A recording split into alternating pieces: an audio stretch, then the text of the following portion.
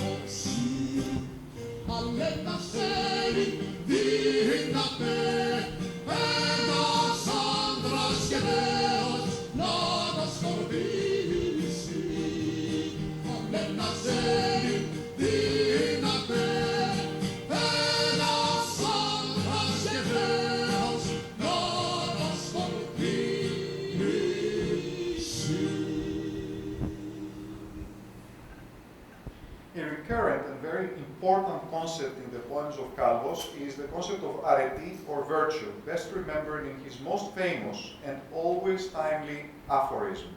Θέλει αρετήν και τόλμην η ελευθερία. Liberty requires virtue and boldness. Here's an excerpt from the Odes Samon, to the island of Samos, where the famous words appear in their original context. Όσοι το χάλκιον χέρι βαρύ του φόβου αισθάνονται, ζυγών δουλείας σας έχωση, θέλει αρετήν και τόλμην η ελευθερία. Αυτή και ο μύθος κρύπτηνουν αληθείας επτέρωσε τον Ίκαρον. Κι αν έπεσε ο πτερωθής και πνίγει θαλασσωμένος, αφιψηλά όμως έπεσε και απέθανεν ελεύθερος. Αν γέννη σφάγιον άτιμον ενός τυράννου, νόμιζε φρικτών των τάφων. So, in the end of July 1826, Kalvos decided to travel to Greece himself, and as he said in the dedication to his 1826 odes, to expose his heart to Mussulman fire. He landed at Nafplion, but was soon disappointed by the rivalries and hatreds of the Greeks and their indifference to himself and his work. In August the same year, he withdrew to Corfu. There he taught in the Ionian Academy, Ionios Academia, as a private tutor until he was appointed to the academy in 1836. He was director of the Corfu Gymnasium during 1841, but resigned by the end of the year. He also contributed to local newspapers. But very crucially, after 1826, Kalvos published no more poetry. In the end of 1852, our wayward citizen of the world poet left Corfu and returned to Britain. On 5 February 1853, he married Charlotte Augusta Wadhams, a woman 20 years younger than him. They settled at Louth, Lincolnshire, in the north of England, where they ran a school for girls. By all accounts, his years in England were happy in their Anglican everydayness and tranquility. Kalvos died on 3 November 1869 in Louth. His widow died in 1888. They were buried at the graveyard of St. Margaret's Church, Kennington, near Louth. Kalvos' death certificate read, Professor of Mathematics and Languages, with no allusion to his long-forgotten poetic works. But, as we said, his odes were finally discovered when Greece was better prepared to embrace his style and concepts many decades later. So, in June 1960, the poet George Seferis, who at that time was Greek ambassador to Britain, arranged for Kalvos' remains to be transferred to Zakynthos, where they were reburied with full honors, making true the poet's desire. Ας μη μου δώσει η μοίρα μου εις ξένην γην των τάφων. Είναι γλυκής ο θάνατος μόνον όταν κοιμόμεθα εις την πατρίδα.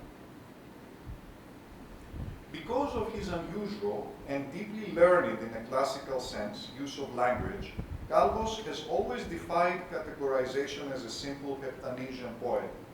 Like Cavafy, a citizen of the world, patriotic yet way ahead of his time, his poetic expression was so exceptional that, once again, like Cavafy, no one yet has been able to conquer or build upon his style.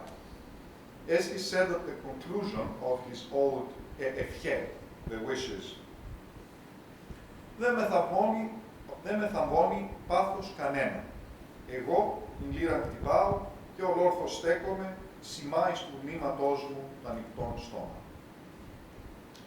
With these words, we conclude our glimpse into the two multifarious poetic geniuses that the small, unique world of the Ionian Islands contributed to Greece and the world at large 5 generations ago.